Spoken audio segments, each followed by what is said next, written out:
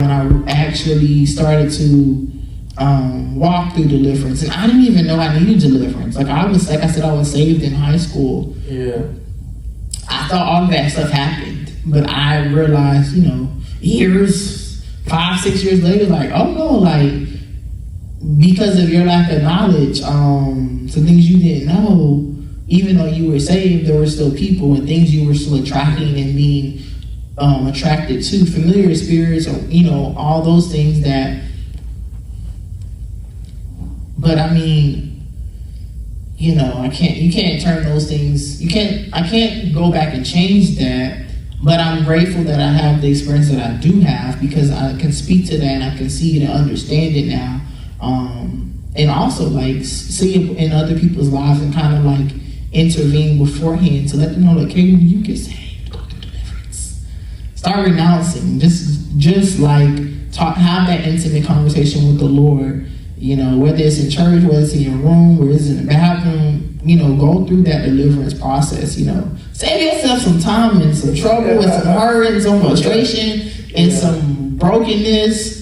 The things that people really struggle with when it comes to deliverance and what that even is, I don't believe like people that's actually struggling with these things understand it. Like you sat here and talked about people pleasing. Like people don't understand, like, man, I need to be delivered from that. Right. Like when we think of deliverance, we just think of like homosexuality, same-sex attraction, alcoholism, diseases, or stuff that's just that demon. Oiling and exorcisms and stuff like that. Like we don't. The church don't do I think this is what we're saying. The church don't do a good job of actually painting the picture of what deliverance look like, just with the daily stuff that you may think is not a big deal, right. But it's definitely things that hinders the relationship, because you talk about people pleasing, but the people pleasing stemmed from, I'm pretty sure, the fatherlessness. So it's connected a lot of things. Yeah, with you talk about too, basically valuing men's opinions and male guidance. Like all of these different things is like almost like gateway drugs to a bigger issue. Yeah. But we don't really talk about that stuff. And I think people struggle with this stuff, but they don't really know, man, how do I even start the process of being delivered from being a people pleaser? Mm-hmm. How do I really start the process of being delivered from unforgiveness? Like my daddy left me and I ain't forgave that nigga yet.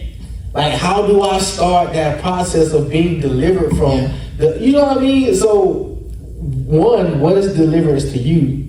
And then two, if you can just, out of all the things that you've been delivered from, if you can just pick one and kind of talk about what that process, I know you talked about, being truthful about it, denying it, talking about it, and praying against it and stuff like that. But if you can pick one thing and just give the people some examples of what it looked like when you was doing good with it, did you ever backslide a little bit? What did that look like? If you can just go into a little bit more detail about what it looked like. So when I was doing well with not people pleasing, that looks like boundaries, right? So I know there was one time, I will just give an example at work, right? I was focused on the task, I was getting it done, but then I got a call to, hey, we need you to go X, Y, and Z and do this thing, right? So I just jumped up and I did it. And in pursuit of me doing it, I was on this golf cart, going to a different property, and it died. So I'm frustrated. I'm like, I'm supposed to do this, I'm do that. I gotta finish this task. Now I'm over here. Now I'm in the middle of the road, and I don't know, and it won't crank up. And I'm just like trying to push it, and then I'm like calling, nobody's answering, and I had got help from one of our maintenance workers. And then when my department found out, they were like laughing. So I was, you was hot. I was like fire. I'm gonna just leave it like that. I was just like, but what it showed me was sit your butt down. Sit down, because you were working on something, Freddie. You had every intention to complete what you needed to get done, but because someone else asked you to do a thing, because you want to look good, because you want to have their back, whatever, X, Y, and Z, you stopped what you were doing, went to go do something that they could have done, but because they asked you, you went and did it. Got stuck in the middle of the road with his car cuff, got frustrated, sweat, angry, upset. So you didn't get nothing done. You didn't get the task you were doing done. You didn't get what they asked you to do done. Well, what you did was get angry and frustrated and mad, and now you're beating yourself up and you feel bad. You know, you crying in your office because you're angry, and you just so those were moments where, like, I would say I would backslide. And it wasn't going well because I was people pleasing. I wasn't establishing boundaries. I wasn't saying, hey, like, you know, because you get, you know, I'm working on something. Is it possible for you to handle that?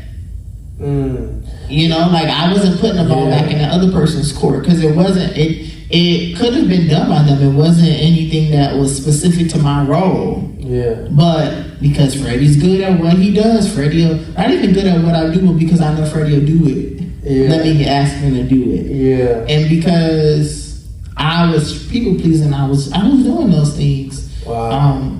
So to go to your other point of when I'm doing well, I be feeling good when I do well, because I be like, yeah, I told them. But maybe when I just establish boundaries, I would say I'm doing well. Like, but I think the hardest thing for me has been in walking out Deliverance with people pleasing specifically is identifying when boundaries are necessary. Like, knowing what's your emotions, Freddie, and what's just knowing when to act. Knowing, like, when to say, okay, this is when a boundary is necessary. This is when you can relax. This is, you know, and that has been the most challenging thing for me, because at first it's like, you know, sometimes you kind of be the extreme. You either like, everything's a boundary, everything, nobody, I'm not doing nothing for nobody, leave me alone.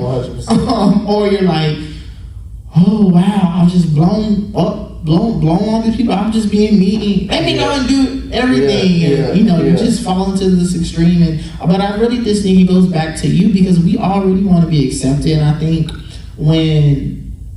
because realize the reality of the thing is, like, it's people pleasing is just, we just struggle with sin. So we struggle with sin, point blank, period. And we, I want love, I want acceptance, I want all of those things. So, but when I lean more to something else, providing, you know, that, then that's when, you know, that's when things can become sin, because it's a progressive action. Like, I didn't just become people pleasing. I became one, right? Like, I was the resource for a lot of people growing up. I was always wise or mature. I was always got asked a lot of questions. I was, oh, Freddie will do this, Freddie will do that. You know, or if I did speak up, oh, you know, you acting funny or you doing different, and then I would be treated differently, or I would get the cold shoulder or the silent treatment, and then I would think, like, oh, maybe, you know, I need to get on your good side. Like, what can I do to get on your good side? So I didn't know that, but as a child and as I continue to grow up, that behavior was being formed.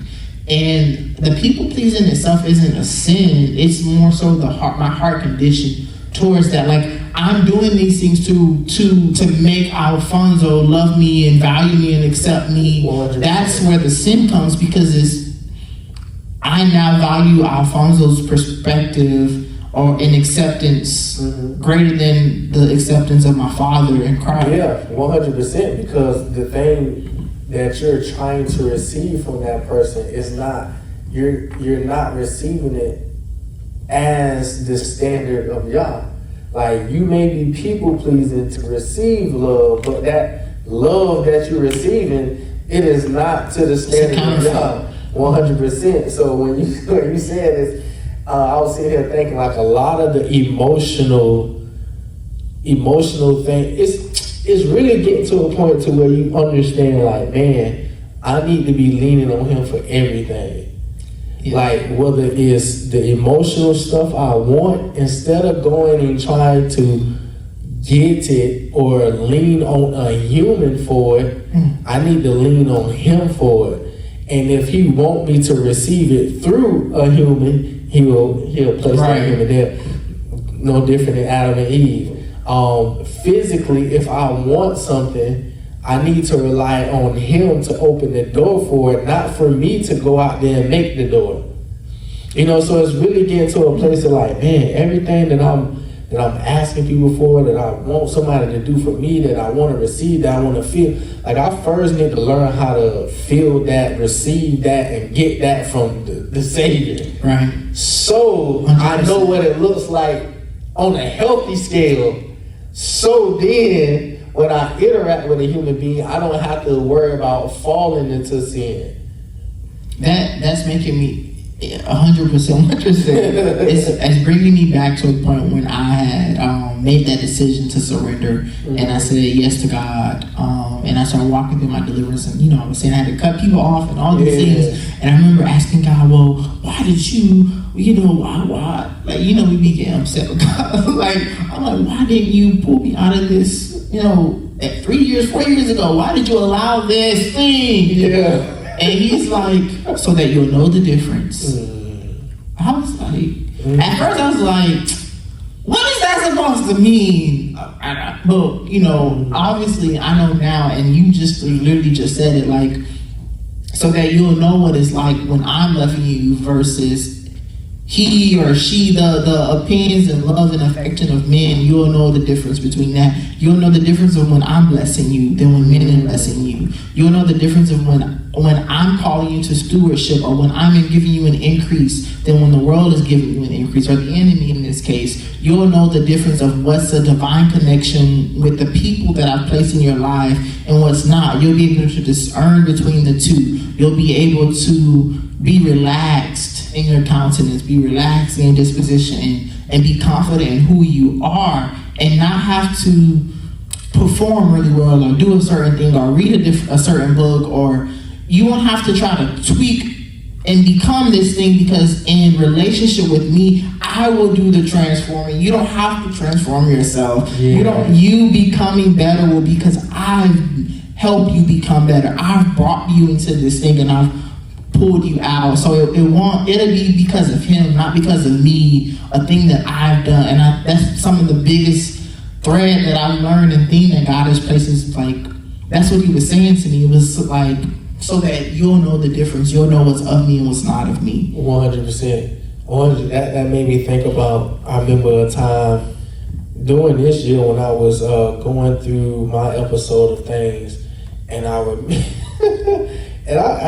had some conversations with you, and I remember that night I was in my apartment, and Yahweh told me, he said, the reason why you don't feel good, because I knew I was being liberated. I knew I was being pruned, but it didn't feel good. Like it wasn't an exciting feeling.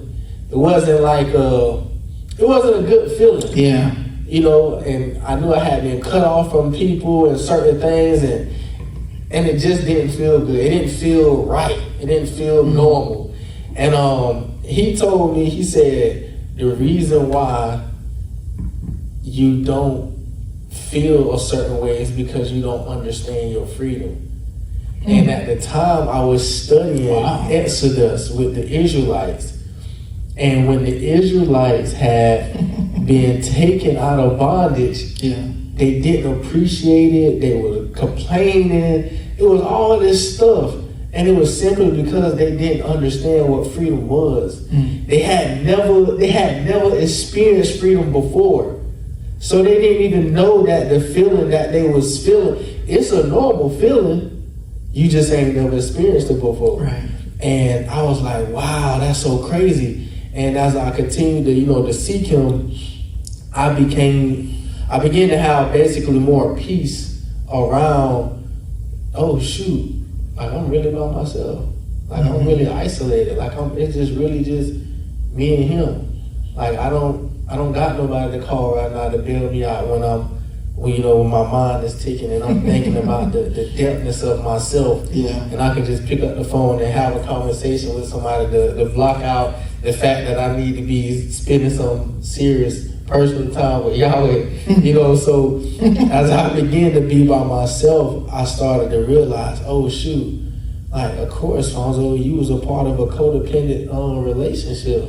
Right. So of course, not having this person with you 24/7 feels weird. Right. But the thing is, why are you more comfortable with pursuing that or having that? Like, why are you so bent out of shape that you no longer have that versus being bent out of shape that was neglecting the relationship with y'all? Yeah. So it's like, and then, conversation we had about idolatry, understanding that, man, based off my actions, based off my intentions, based off my time, based off my investment of money, I was idolizing people and organizations versus putting that same time and attention and effort and everything into my call or into my relationship with him.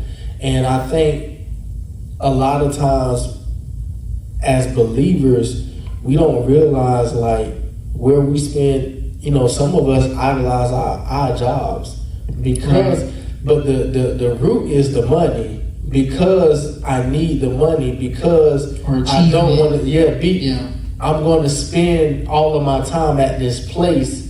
So, and we don't really understand that we putting that before him. Anything that we place before the Lord, above the Lord, yes, we are idolizing. 100%. We're bound to it, or we are allowing access to become bound to the thing. 100%. Whether it's a drug, whether it's a job, whether it's position, and as you said, like it's always an underlining thing. Like the job itself isn't what's keeping you bound. It's maybe your desire for achievement, right? And that achievement, that desire growing so big that it's the pride of the eye, pride of life.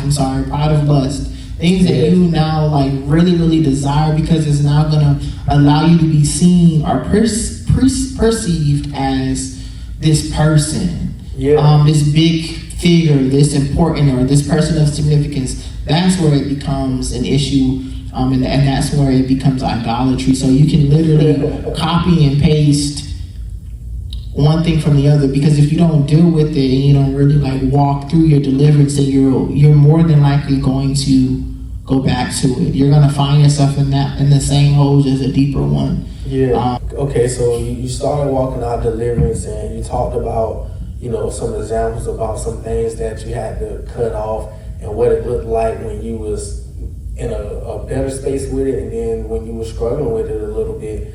How are you maintaining it?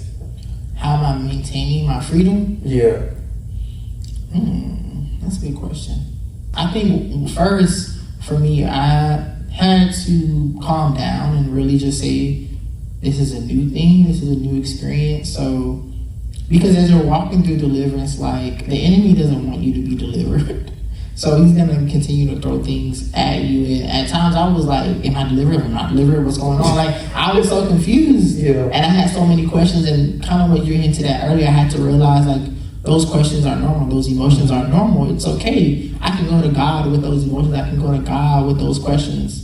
I don't need to go to nobody else. I can go straight to him and he'll let me know what's up. He'll just remind me as I'm driving to work, or if I'm taking a shower, like, Freddie, relax. Like I got you. Like I will supply all of your needs. Like he was and he did remind me of those things, and that's how I'm maintained. I think it's a daily process. Like just because you become delivered doesn't automatically mean like those. I'm gonna speak for me. Like that those affections they just disappear. Right? Maybe for some people it does. Like I'm not gonna say that some people have been delivered from same-sex attraction. Maybe instantly, but I'm gonna say for me it didn't just automatically. But I had to like the way that I dressed a little bit shifted. The way that I like, but I also there were some things that I had to physically do, but other things I'm just like allowing God in His timing to prune and do. But I had just switched up how I was dressing. Like, I will wear like shorts, now I don't wear them no more. But, I wear like baggier clothing. Yeah. So there was one of those physical things that I did, to show God, like, okay, I'm in this with you. Like, I'm 10 toes down with you, bro. And, but then also just changing like the type of people that I was, like the type of men or that I was speaking to. Like, I talked to you a bit more because of just, it was different. Like, there was a certain masculinity, a certain level of masculinity that I'm like, okay, that just pops out. So I'm like, okay, like, and I knew that God was okay with me talking with you, so I just allowed myself to slowly but surely like open up and talk a bit more.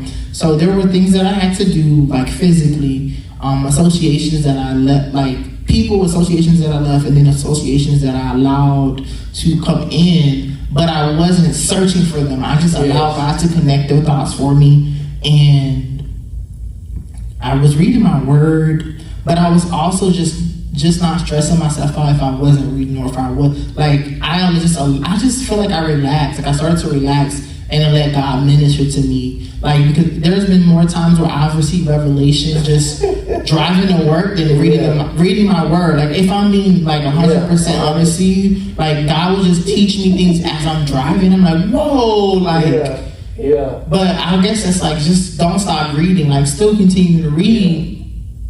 But just know, like, that God, because God knows that I don't know. Like, God knows this is my first time walking through this thing. And if His word says that He would never leave me nor forsake me, His word says that, that He would not leave me an orphan. He will come near to me. So I'm not an orphan. I'm a son to a father who loves his son. 100%. And because He loves me, He's going to correct me. Yeah. But He's also gonna guide me. He's gonna give me the structure, right? So when it's time for me to meet that wife, I'll be ready. When it's time for me to meet, that mentor, that male figure, I'll be ready. When it's time for those things to happen, those things will happen. I had to just surrender and just allow myself to experience life, because I wasn't experiencing life. I was just moving through things.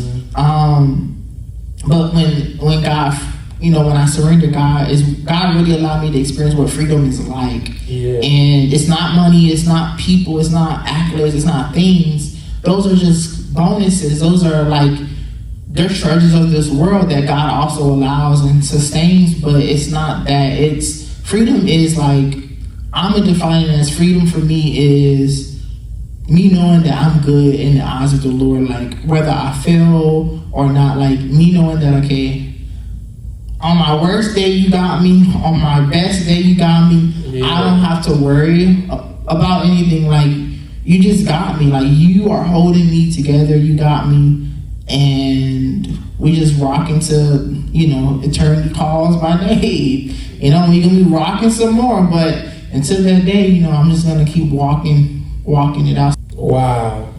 Yeah. I only got one thing to say to that is it's a relationship. Absolutely. So it's like, I don't have no timers in my phone of when I'm going to call somebody. Let me text my brother at 3:45 p.m. and then let me call my mama at 12:30 and let me, like, that's not. That was another thing too.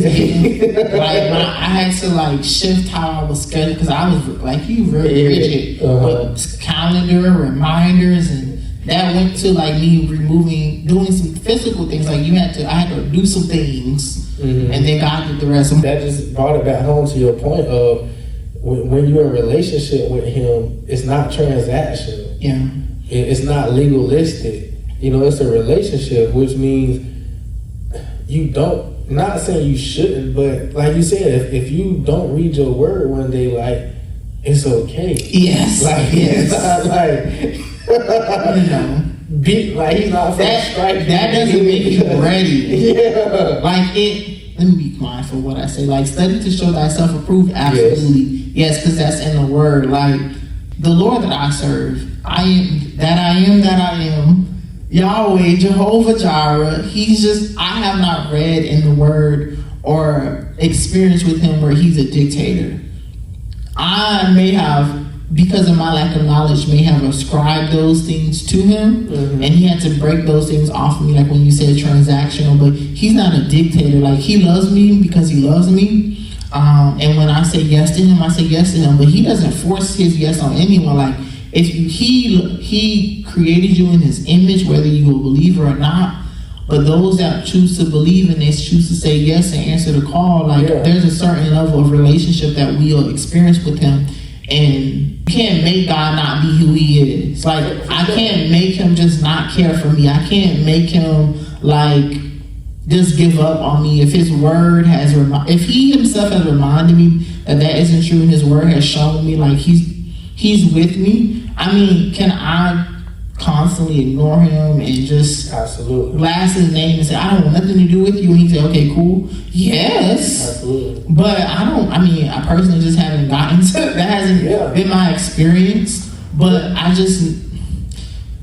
it's one of those things where, like, you can hear my relationship with him, I can hear your relationship, but until, like, people individually build on their own relationship, and they, like, we can pull up common things that we know about the Lord, right? Yes. But it's nothing like having your own understanding of who he is to you, because he's just so big of a God that he got an individual relationship with all of us. 100%. Right? Like, but he doesn't, like, favor me more than he favors you. 100%. Like, right? 100%. We may want him to at times, maybe like, dude, I need you to handle that. He's like, I'm gonna handle that, and I'm gonna handle you too, because that's just who I am. And I love that about God. Like, that's something that I rely on, is that I can't make him not be him. Like, to me, that's relief. Like, you're gonna, even when I don't say thank you, you're still gonna show up for me. Yeah.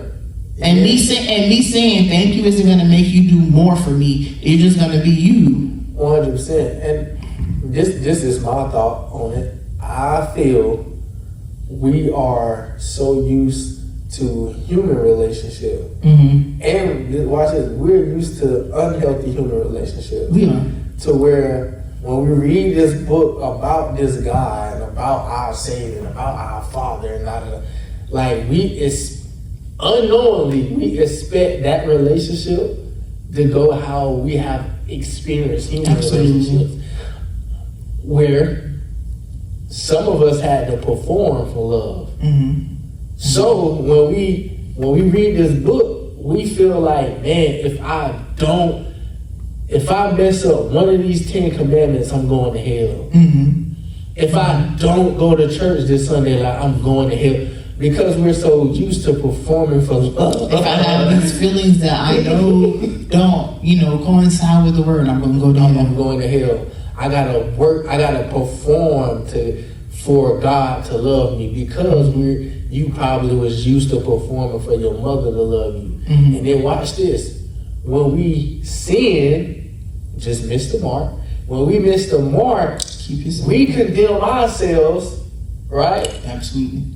When the word don't even condemn, the word convicts. And we the one that condemn ourselves. Why? Because when we messed up in our human relationships, when I knocked over the glass of milk, my mama cussed me A to Z. My mama really didn't do it. I'm just using an example. She cussed me A to Z. So now I done been conditioned that when I mess up, negative reinforcement is going to happen. So I'm trying to read this book and understand a relationship with God, but when I mess up, now I think that he upset with me. And half the time he's like, bro, I'm just waiting for you to run back to me so I can show you how much I love you. So I think it is so important to actually start a process of deliverance so that you can really experience God for who he is personally to you. Because most of the times, the God that we serve today is a God that's been passed down to us. It's a God that we have put human conditions on, and we're really not experiencing who he really is to us, because we already done put all these different blankets and all these different things on top of them. So as you was talking, I'm like, man, that's so crazy. I think once you deny yourself, I think saying no, I think that's the beginning of deliverance. Saying no. And walking out that deliverance, you may not even be fully through it, but you're going to have to pick the cross up in the middle of that. Every single day. Every single day. So it's not like, because I want to go a little in depth, because in my teaching, I talked about deny yourself, pick up the cross, follow me. And it came off as if it's a 1, 2, 3 step process. That's not really how it is in real life. You know what I mean? It's not. You're going to be doing all of that at the same time. But and you're not always cognizant, though. You don't. It's not like you just wake up and you're like, "This is how I'm gonna deny myself." This is what, like you start to do it like the God, as you develop a relationship with God. Like His desires truly become your desires. Like the things that bother Him begin to bother you. So, like for instance, like I may be like, "Oh, let me go ahead and like put my phone down. Let me not scroll on this because this keeps popping up." I don't need to be looking at that because I know like that's going to make my flesh rise, and that's going to lead me back toward things that I don't need to be connected to, right? Which is then away from the Lord, who I have said I do want to be connected to. So just as an example, like delight yourself in me, and I will give you the desires of your heart. Yes, not what you want. I will give you the desires of your heart. And I remember the prophet told me, he said, what makes God happy will make you happy. What makes God upset will make you upset. And I didn't understand what to this day, the prophecy that was spoken to me, like to this, and that happened in November of 2023. Like I'm still still grabbing what was told to me months ago. But now I understand it's a desire thing. It's a desire thing. It's our heart. Yes. Yeah. This is really good, man. I want to thank you, bro, for coming and just sharing some of your story. As y'all can hear, it's so much there. And like I told you about the knowledge and wisdom, like he's loaded. He's loaded. And I can give him his flowers while he lives, because some people you can't give accolades to, because I wouldn't be able to walk out of this room because they head would be full of all the space. But Freddie is a humble guy, but he's full of knowledge, man, full of wisdom. And I'm so excited that I got to sit down with you, bro, and really give them some of you, because I experience this all the time. We talk all the time.